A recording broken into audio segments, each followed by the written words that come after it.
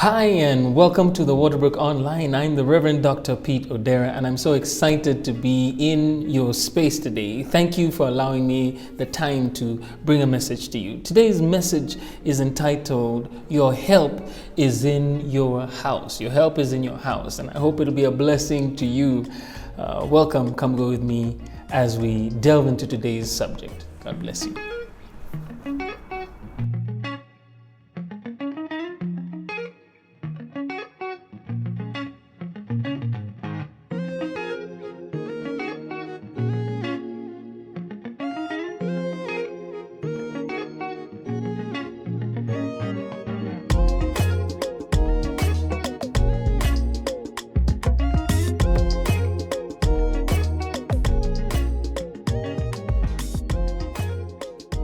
I'm excited. Worship is a part of who we are and what we do at the Waterbrook. And I believe that it's helpful if we learn how to and situate ourselves in a space where we can worship the Lord, to give Him praise and invite His presence. Join with me as we spend some time in worship.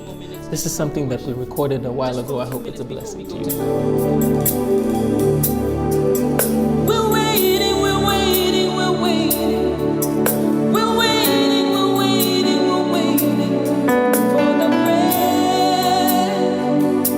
The bread of heaven.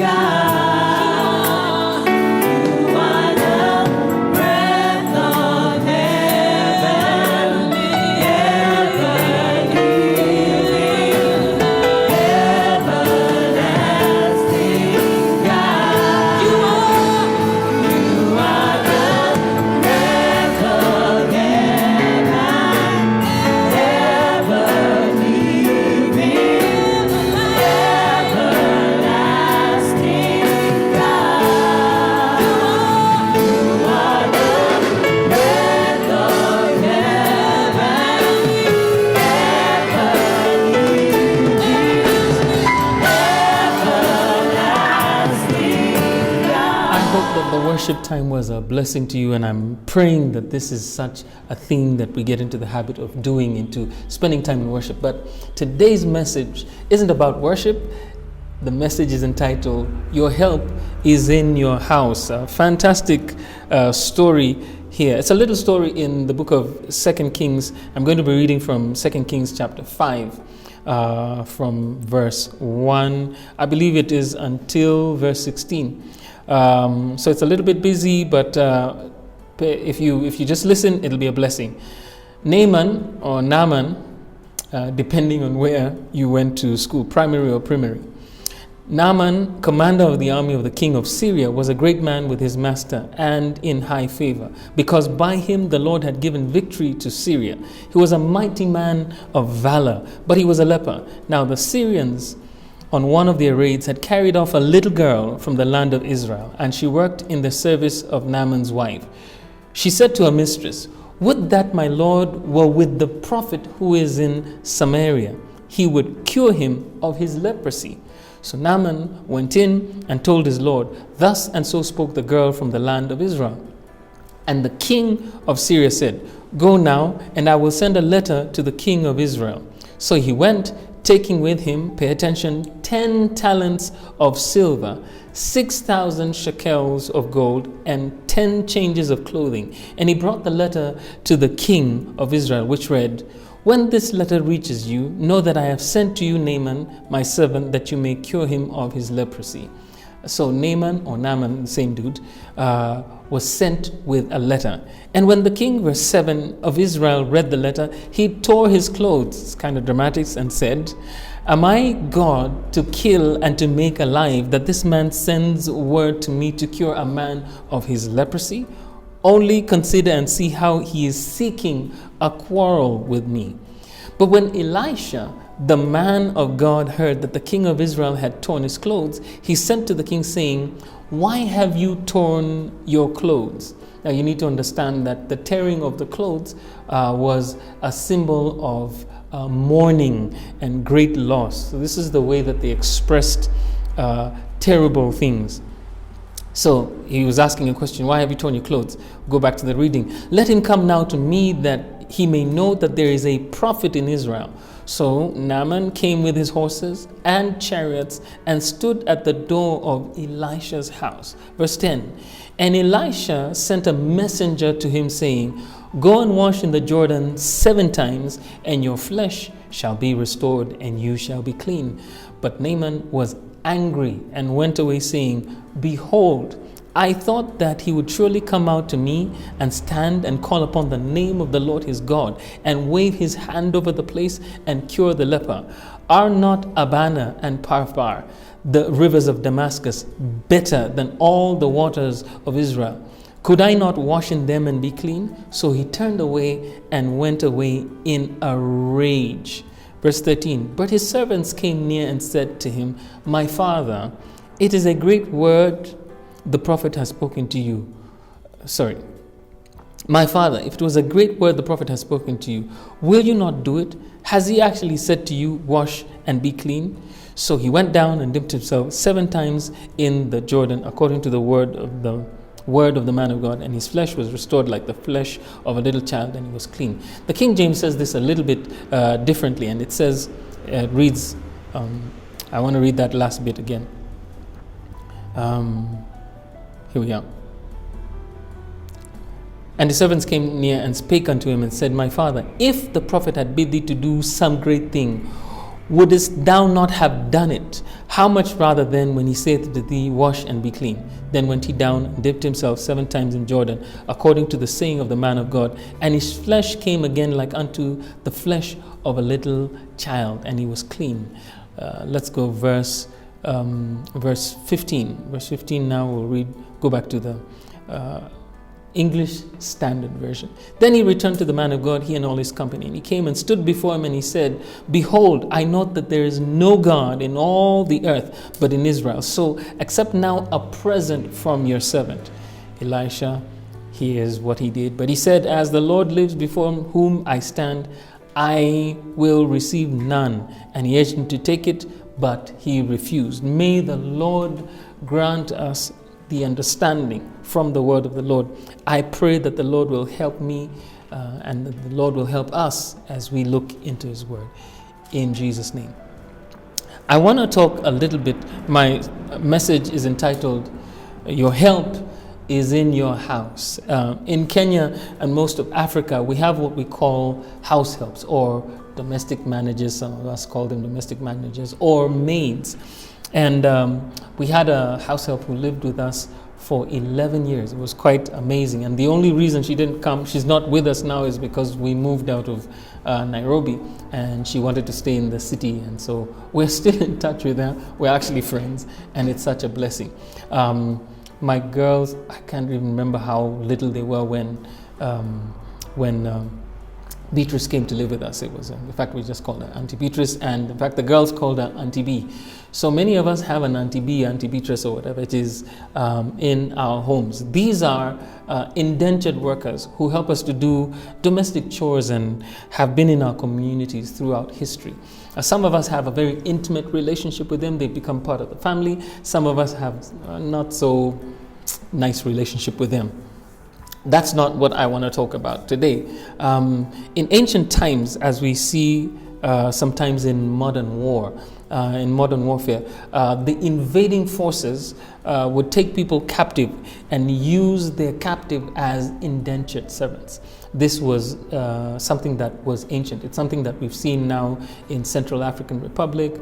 We saw this with the Lord's Resistance Army in Uganda, Congo, and Central African Republic, where Joseph Kony would take these young girls and young boys and turn them into soldiers or even house helps, and sometimes even sex slaves. And this is something that I'm just trying to give us context of what was happening with this particular portion of scripture. Many of us have been raised to look down on these workers as a matter of course. So it turns up in our speech and in our attitudes. The house help or the maid or the indentured worker is not at the top of the economic or even social ladder. We see it in our depictions on TV and especially in the Niger movies. You see this attitude that if you're a house help, you're very, very low. It's one of the lowest economic brackets and social spaces, and the truth is often that indentured worker, the maid, the house help, has very few rights. And it's something that I feel strongly about, that we need to treat the people who are lowest in our society as honored. It tells us who we are. That's another story for another day. And we can see how they help us domestically, but we can't imagine them being destiny helpers. We can see how they help us in our day-to-day chores. But very often, if I said to you that your house help, that your domestic manager, that the maid who is in your house is the key to your absolute prosperity or future, you would look at me as though I was crazy. That's what this message is about. Now, let's talk about this little girl. We don't know her name. The Bible doesn't tell us her name. And maybe we can research that and through history might be able to find out. But the Bible doesn't reveal to us her name. So that's how insignificant she was. That's her position socially. This was on the lowest rung of the social ladder. That's where she was. But this little girl was liberated enough to remember that her God had power to heal and deliver anyone. So this insignificant, nondescript, anonymous girl had the power to remember, was empowered enough to remember that the God she believed in had power to heal and deliver anyone. We saw in a previous message how you need to be ready to be a door opener for others. We've been talking about in this series sitting in a window of opportunity, and the next few weeks are messages that are directed to us specifically as we posture ourselves in that window to really understand what's going on. There's some mechanics and technical things that are going on that if we understand, it'll give us a great blessing in understanding the mechanics of what happens in a season like that. And this was the thing, she was a door opener. This little girl understood that she was empowered to open a door to somebody else. No matter your station in life, she understood that no matter what her station in life was, she mattered. And this is the message that I want to bring to you in the beginning. No matter the station in your life, you matter. You matter. You matter. God has empowered you to understand that you're a door opener for somebody else. Somebody else can come into your situation, regardless of what your station is in life. You can open a door for somebody else, and it can be a blessing. Here was this insignificant slave girl who now became a door opener for her mistress's husband. God can and will use you regardless of your station in life. I want to say that again to you. God can and will use you regardless of your station in life. This is life-giving and powerful.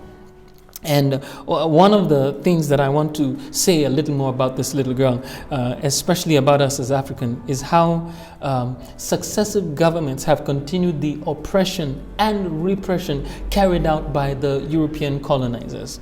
And so what has happened is we've been so made to think that we are useless and that those who we elect are the important people. I want to push this a little bit so that we'll understand servanthood and the whole idea of who we are in God. I'd like you to understand that elected officials are public servants. We pay our taxes so that they will serve us. They're not supposed to lord it over you, and there's something that we as Africans really need to get into our skulls. The idea that they are kings is part of what I call the colonial hangover that we still carry. We've been made to feel and think that we are to serve them. That's not the case. They are to serve us. Free your mind enough to know no matter what manner of man stands before you, he is still a man. He is still a man. He puts on his trousers one leg at a time. He still has to go to the toilet. I don't mean to be rude, but that's just a fact. Hold your head up. Hold your head up and don't allow people to belittle you. You are important. This colonial hangover was something that was imposed on us. And in fact, John Gidongo wrote a book about this a while ago. It was called Our Turn to Eat, because it looks like every time that you have public office, it's an opportunity to eat. That's not what it is. It's an opportunity to serve. Now, this little girl was free enough to know that even though she was in the lowest social space, she was important enough to know that this public servant has a problem. So I want to say to you, you are important. You matter. You matter. You matter. This little servant girl told her master that his problem could be resolved. And this is what I want to say is the part of the reason that we as Africans don't talk, we feel shy or afraid to speak or call out public excess, is because of this mentality. You matter.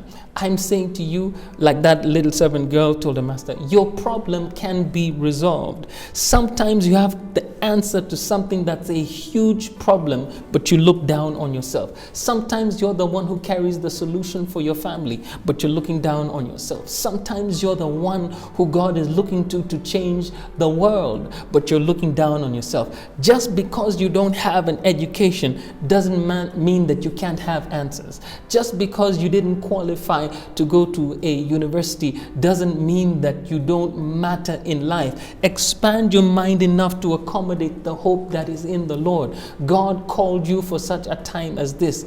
This little girl spoke to her boss. Can you imagine the number of walls that she had to break? She had to break the wall of age. She had to break the wall of different cultures. She had to break the wall of social structure.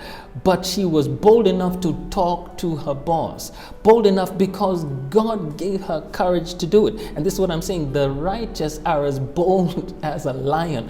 And sometimes we can be too timid and intimidated because of the way society has structured things. But I'm going to say to you, talk to your boss. Talk to your boss. Don't be this kind of person who's so afraid and so mousy that you can't say anything. Talk to your boss. And I don't mean be rude. I mean be honorable, be respectful, but learn how to talk, because you might have the answer. Hallelujah. You might have the answer.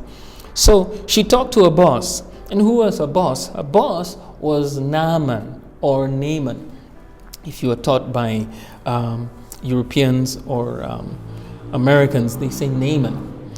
So Naaman was a man in high office. He was a public servant. He was a man in authority. He was a military commander, and he was a wealthy man.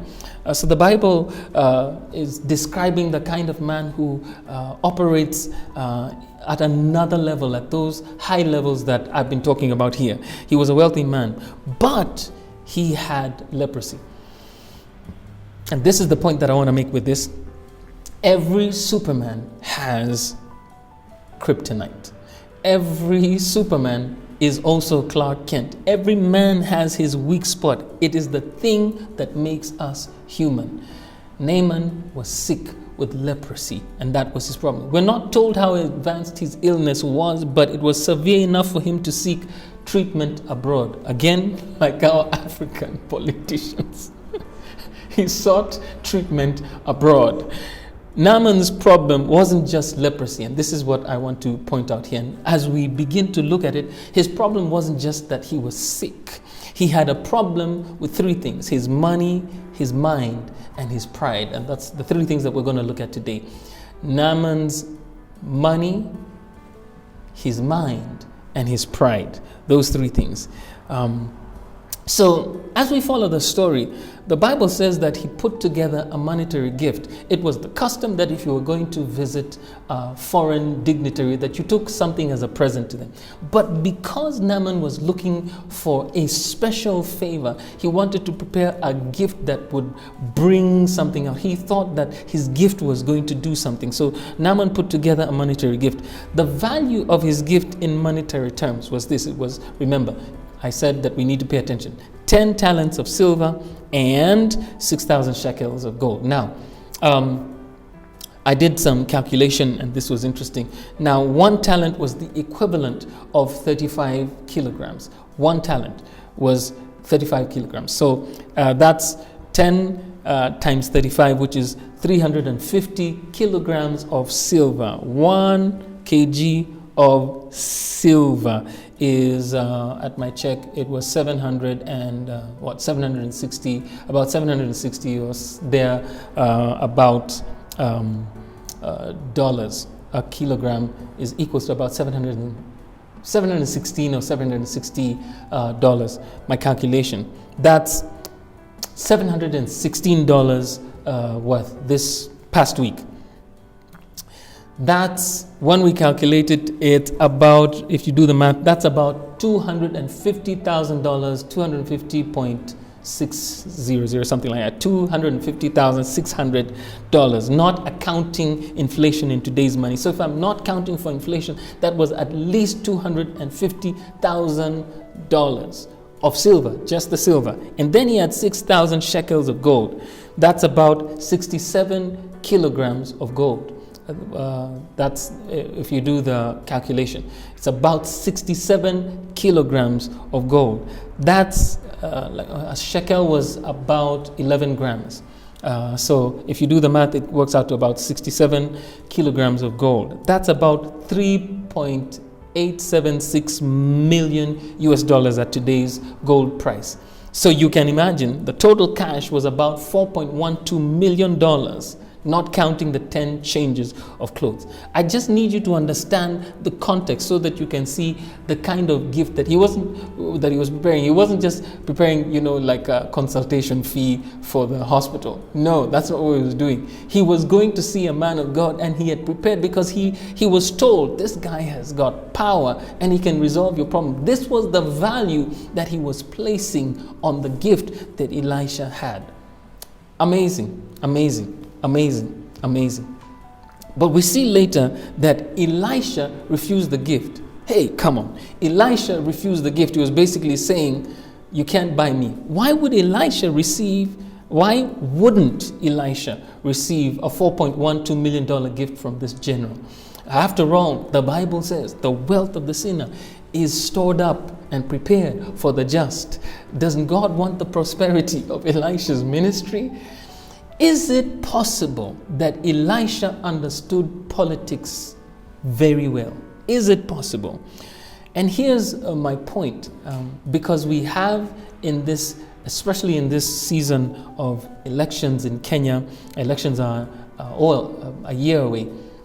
In this season, when you receive money from politicians, this is something that I've learned, or anybody for that matter, your capacity to speak into that person's life diminishes.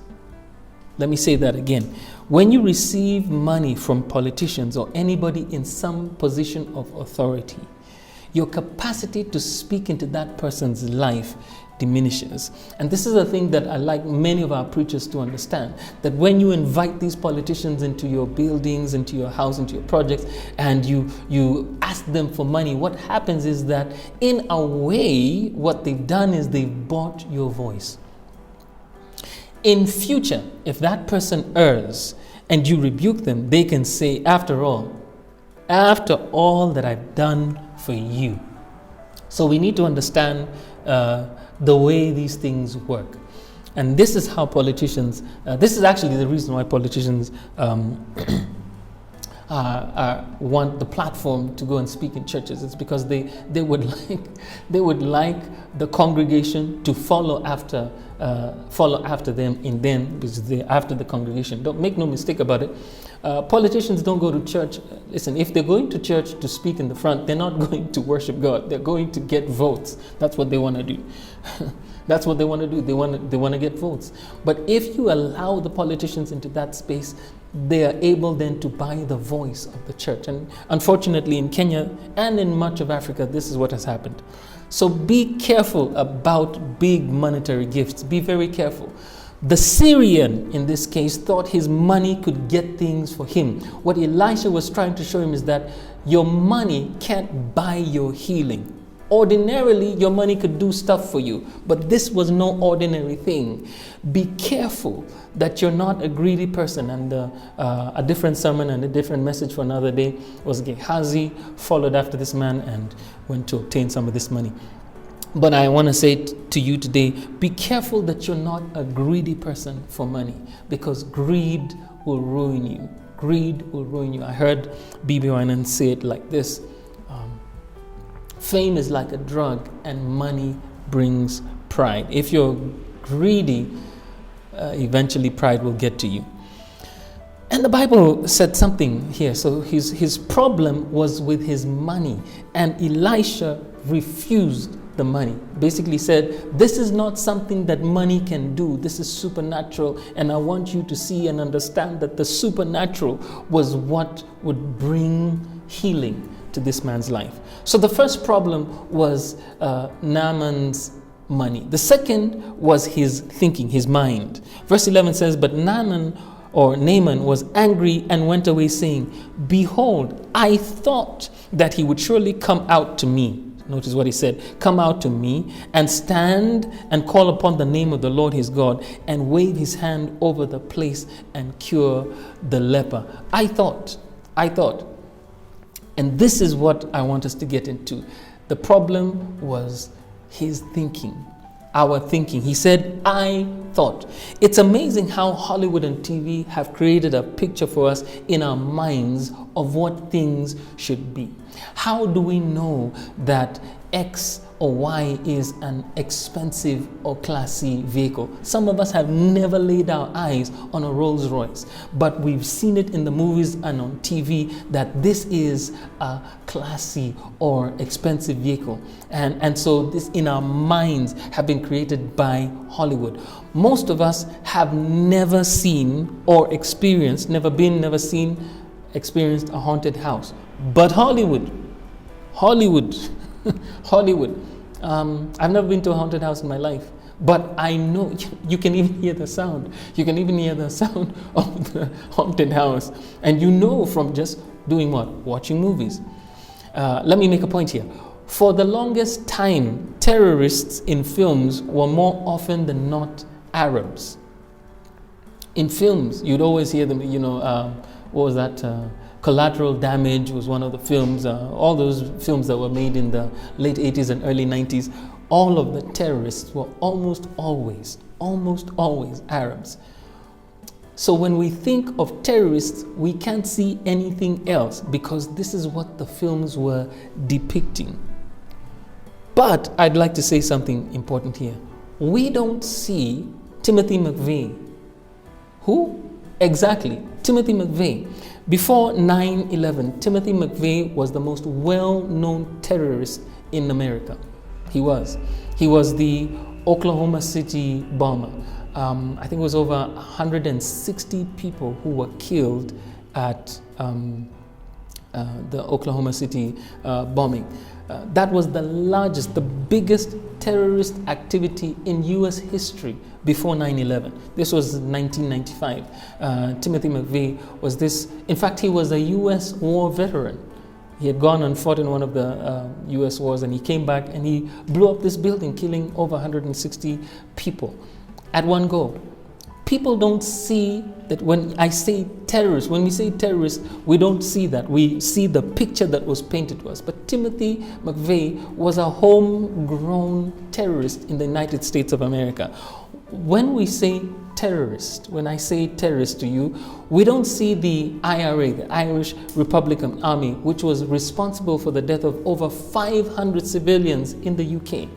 Over 500 civilians in the UK. If I said to you terrorist, immediately in your minds, people start seeing beards and Taliban and what have you. But this is because we have been conditioned in our thinking to think that that is how terrorists are. How we think, though, affects how we are.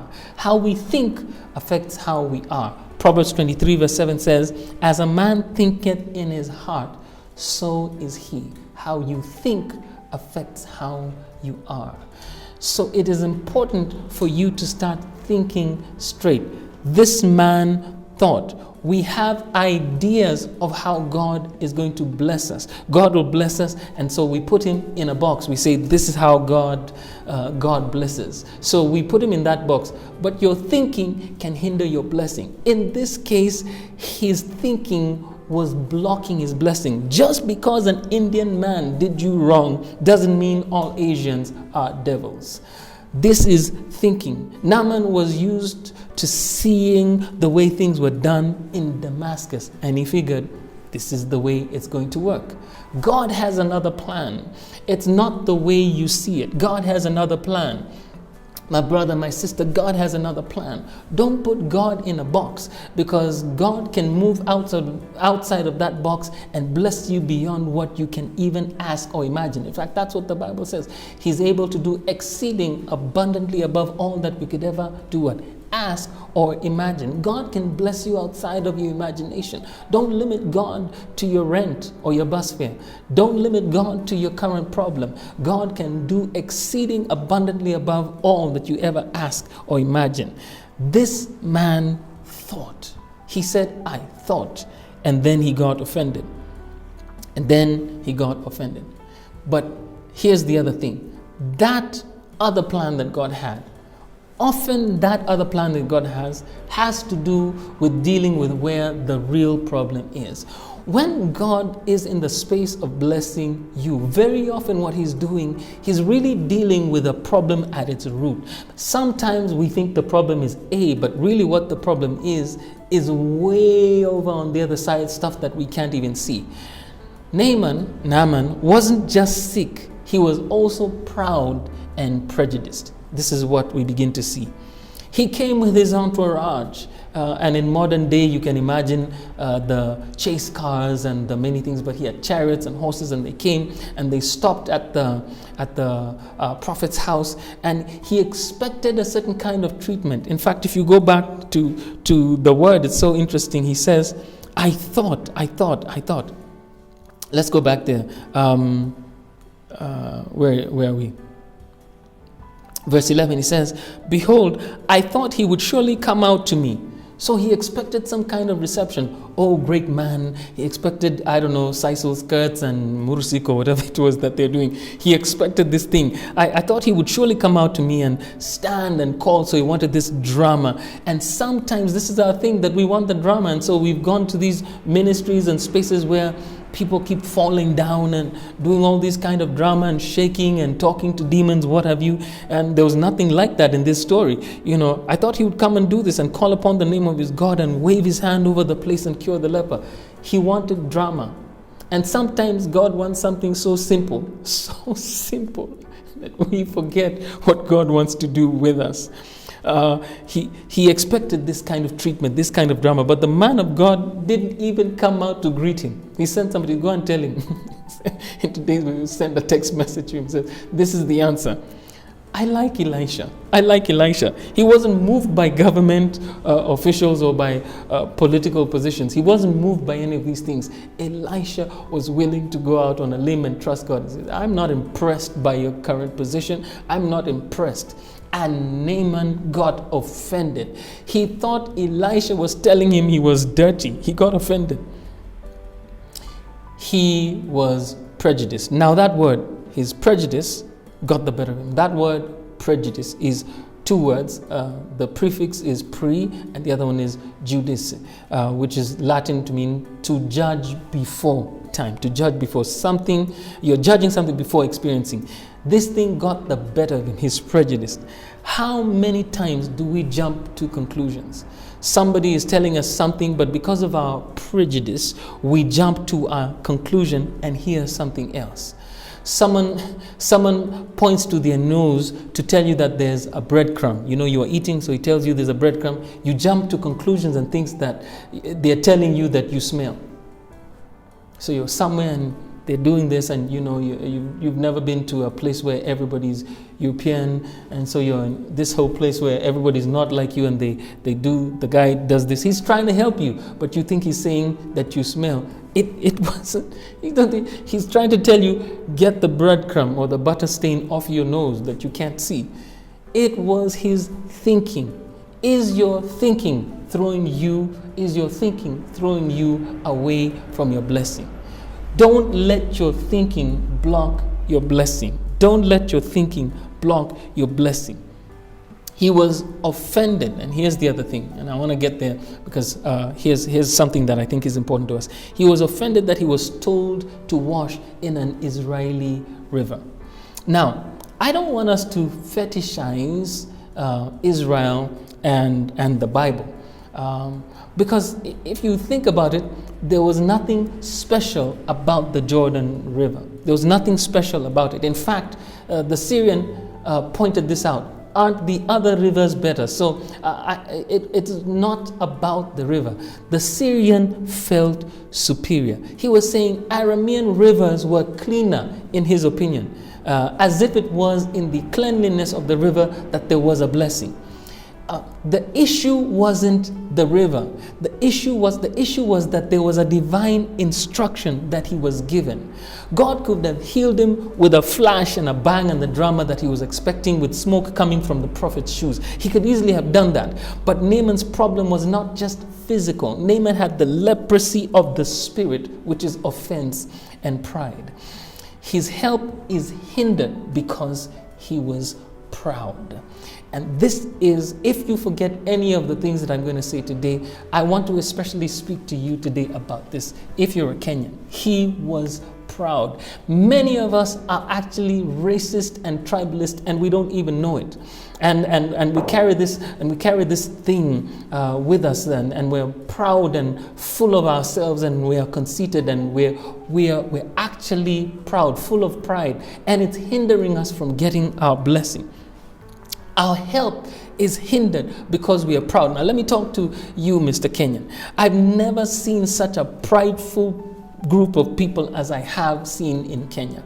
And don't get me wrong, I'm a Kenyan. I'm proud of being Kenyan. I think there's something to be said about being patriotic and proud of your ancestry and that kind of a thing. But here's the thing. I didn't choose to be a Kenyan. I was born Kenyan. It's not something I worked for. It was the way God chose it. So it's not like I did anything to be a Kenyan. I was just born here. And so sometimes I've spoken to Kenyans, and it's so amazing that there's a generation of Kenyans that are so proud they can't be told anything. I've counseled people and told them that they were going the wrong way, but they insisted on their way. I've been a pastor now for a long time. I mean, this is what, almost 20 years now. And I've counseled people, and many young people have come to me and I've told them, you're going the wrong way, or this is the way things are. And they're so proud. And they say, this guy don't know what he's talking about. Me, I know because I've been there myself. Pride can kill you. And after they've crashed, they discovered that they were wrong. Now, I don't pride myself. I'm not happy that a young person I was trying to help and be a blessing to crashes and gets hurt. That, how does it benefit me? It doesn't. In fact, I want you not to be hurt. I want you to succeed. But here's the thing, that after crashing and finding out that you were wrong, there are people who are still too proud to even admit it. They're too proud. And I know many people who, when they found out that they had a problem, that the pastor was right, they couldn't even come back and say, you know what, pastor, you were right. There's nothing wrong in admitting that somebody knows more than you, especially if you're trusting them with spiritual counsel. I think this is important. But I want to say, I think one other thing, and it's really rooted in pride. It's rooted in the pride that I see in Kenyans. You see people who, and we think that it's because people have money. And the reality is, we're still proud, even poor Kenyans. I've seen poverty-stricken people in Kenya, proud all the way to the top of their heads. You can't tell them anything and they feel they know everything. Yet they have nothing. And sometimes the person who wants to be a blessing to you isn't from the same space. Can I talk about this one? Because we have a group of people who are what the Samaritans were to the Jews are to us. In fact, somebody called them the Somalitans. Somalis, we treat foreigners very badly, I think, as Kenyans. No, listen, I know some of you say, no, Kenya is a friendly country. I'm not talking about the hotel staying tourist investors type of foreigner.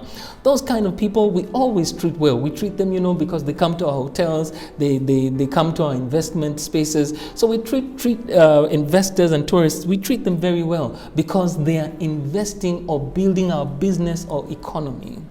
But we treat Somalis and anyone else we see as inferior to us shamefully. We really do. We really do. And I want to say that that's the case. And we make every excuse for it.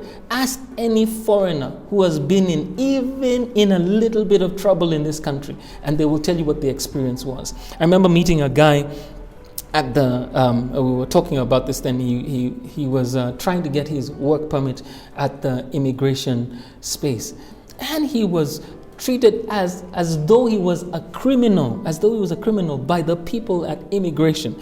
This was some time ago. I know for a fact that the immigration office has definitely, I've been there a few times, even with foreigners, and the service has definitely improved. Kudos to you.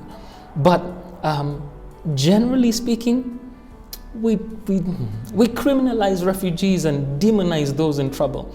I was recently reading about a group of Pakistanis who ended up coming into Kenya, and somebody deceived them and told them that a certain estate was their hotel, that they were going to go there and sign them. So here's a bunch of in tens of Pakistanis. I think there could have been a couple of hundred Pakistanis stuck. They don't know they were supposed to be in transit, and everybody's walking around saying, no, these people they can even bring to us COVID. And you see, that's the whole idea. The whole idea is that these people are beneath us, they're dirty, they're not like us, they're beneath us, not knowing that that could be the solution for your life. And then we complain when we are mishandled at the airport in Paris, when in actual fact what's actually happening is, many instances, we are reaping what we have sown. And your pride, Mr. Kenya, has blinded you to your hypocrisy. Your pride is your downfall. Humble yourself. The Bible says, humble yourself before the Lord. Humble yourself in the sight of the Lord, and He will lift you up. He will lift you up. And that's what this is all about, isn't it? That's what it is. It's all about. Are you too proud to see your help? There is somebody that God has sent to you. There's somebody that God has brought your way. But we fail to see it because they're not in the same social space as us. And I've known people who walk with their nose in the air of just feeling like, I've arrived. I remember speaking to musicians who are going the wrong way, and somebody says, speak to this guy, and come to him and say, hey, you know what, I think you need to change A, change B, change C. But he had too many hits, and was too famous to change his ways. And Pastor Pete, when was the last hit that you had? As though hit songs determine the righteousness of your cause.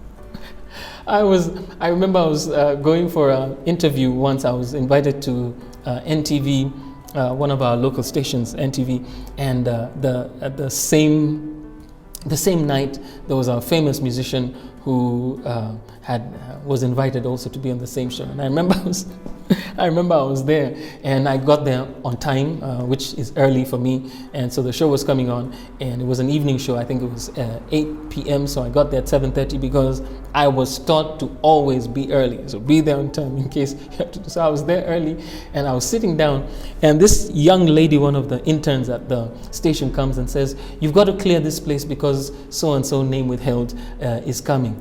And I said, "Why? I'm a guest at your station. You've got to clear this place because..." And she struggled to explain to me that we can't share the same space. I said, because he doesn't breathe oxygen like me, And so I asked in a silly way, I said, well, does he have the cure for cancer? And she didn't answer, turned around and went. I refused to move because here's the thing. It's not a question of pride. But I thought, what kind of crazy image is this that we have, that because you're famous, people have to move out of your way? That's silly. It really is. It really is silly. If you neglect and ignore, let me in fact go a little further, and treat badly the people who are seemingly beneath you, you can miss what God has for you. In fact, the Bible's teaching leans towards, if you treat them badly, God can come back and punish you for it. What does Proverbs 16:18 says? Pride goeth before destruction, and a haughty spirit before a fall. Stop being haughty. Stop being haughty. Stop being so prideful, proud of what you own, what you've achieved. Be humble in the sight of the Lord. The Bible says, humble yourself in the sight of the Lord and He will lift you up. I'm not saying you shouldn't feel happy about your achievements, that you shouldn't enjoy the material things that God has given you. That, it goes without saying. I think you should. I think you should be happy about your achievements in life. You got your PhD, you got your master's, you graduated, you bought your house. But don't let those things occupy the space to make you feel that you're better than anyone else, because pride comes before a fall. I've told so many true stories. I want to finish with one last true story today, true life story. And I like this to be a lesson. I met a guy once who got the opportunity of a lifetime. I kid you not, it was the opportunity of an absolute lifetime, completely. He was given the chance to work with one of the leading executives in the world. And I'm talking about the top 10 executives in the world. This person was given the opportunity to work for that person. But he was so caught up in himself that he thought his boss was inferior to him spiritually. That you're not, I'm a believer, I speak in tongues, and I'm better than you. His attitude was all wrong. And he began to get into conflict because of it. Needless to say, he got fired. A window of opportunity opened, but his pride and his attitude got him kicked out. Don't let that be you. Don't let that be you. My brother, my sister, God has given us a window of opportunity, but pride is going to keep you from it. I've heard it said, and there was a saying that goes like this, your gift will open doors for you, but your character will keep you inside of those doors. Your gift will open doors for you. You're talented, you're gifted, a window opens because of your gift. But you get to that space And because of your pride and because of your trusting in material things and because of your attitude, you lose it all. I don't want you to miss that opportunity. I'm giving you keys. What you need to do when you get to that space, in that window. Your help is in your house. It could be that the person who needs to help you is seemingly beneath you economically, seemingly beneath you socially. If you will get off your high horse and learn to walk in humility, God can bless you. I hope that as an admonition is going to change the course of your life. Let me pray for you. Our Father, we come before you today, understanding, rebuked by this word, because the person who was sent to help us may have been seemingly beneath us. We want to confess today that, Lord, any attitude of pride, any attitude or thing that we have put in the way to cause us to be hindered because of our thinking, because of our trust in material things, and because of our pride, we want to confess these things before you and ask that, Lord God, you help us. Help us, Lord God, to walk in humility. Help us to accept that you want to bless us and that you can use people who are seemingly beneath us. You can use anyone. Father, we want to also pray today for the one who has not felt that he is enough, that he is beneath. Father, give us courage to speak to those who are seemingly above us, because you want to bring healing, you want to bring deliverance, you want to bring blessing to all, because you love all. Father, help us, Lord God, to overcome our prejudices, our racism, our classism, and all these things that hinder the flow of your love. I pray that you will help us. In Jesus' name, amen. The Lord bless you. I'm the Reverend Dr. Pete ODERA. I know it's tough, but it's good for you. It'll be a blessing. The Lord bless you. Thank you for being here with us. It's such a blessing, an amazing message. I think that it's touched me and reminded me to walk in humility, especially when you've had accomplishments in your life. It's very possible to think that it's your own strength, your capacity, and your money or your gifting and all these things that got you there, and to forget that it's surely the grace of the Lord that led you to the space that you're in. I hope that this message has been a blessing to you. If it has been a blessing to you, send it to somebody who you feel will be blessed by it. I think it's always wonderful. I'd like you to watch and subscribe and do everything that's possible, because we'd like this message to go out and be a blessing to the people who need it so much. I want to just thank you for allowing us to be here. I want to thank Cyrene Pictures for being so wonderful and gracious to constantly be here with us. And thank you, Jose, for your help and being a blessing to us. I want to thank Kofisi Africa for being such gracious hosts. And this is where our offices are situated, at Kofisi in Karen. They have 4 offices, and a 5th one is going to open soon in Nairobi City. 4 offices in Nairobi City. And it'll be a great blessing to you to come and see how these spaces can be a blessing to you. You need an office for a business that you want to start. This is a great place to come and check it out. I know that that can be a blessing to you. So thank you. Thank you again, guys, for allowing us. And in saying that, I do want to also thank you for your support to us financially. It's been a blessing. It's allowed us to be in this space. It ain't free. We paid for it, but we thank God that you've been able to just bless and support us, that we're a blessing to the people that we're in. I'm so proud of what we've been able to achieve, and the Lord has used you to bless our missionaries and those who've been in need. Thank you so much. Thank you so much. Now, if you've never had the opportunity to be a blessing, to share in supporting what we do, you can do it through our mobile money platform, M-Pesa. And it's very simple. Our account number is 345086. So punch that in. It's a pay bill. So 345086 is a pay bill. And the account would be your name or the reason that you're giving.